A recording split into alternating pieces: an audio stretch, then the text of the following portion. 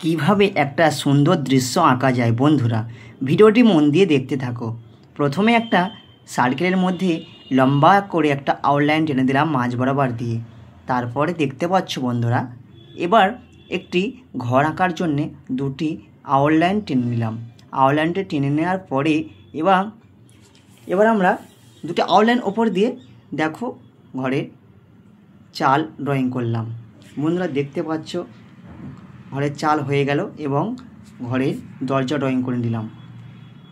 প্রথমে তোমরা ধীরে ধীরে ড্রয়িং করার চেষ্টা করবে বন্ধুরা, তোমরাও খুব সহজে সিনারি ড্রয়িং করতে পারবে সার্কেলের মধ্যে। তো বন্ধুরা দেখতে পাচ্ছ তোমরাও এরকম খুব সহজে সিনারি আঁকার জন্য আমাদের এই চ্যানেলটাকে সাবস্ক্রাইব করে আমাদের সঙ্গে থাকবে আর পাশে বেল আইকনটা বাজিয়ে দেবে। এরকম নতুন নতুন আরও সহজ ভিডিও আনবো আমাদের এই চ্যানেলে।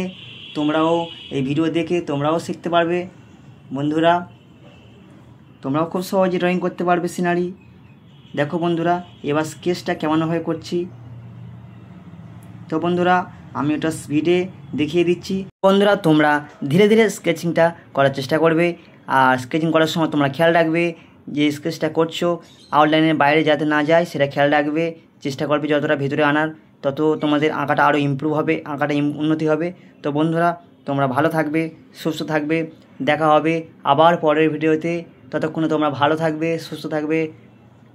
আজকের মতো আমরা বিদায় নেব। তো বন্ধুরা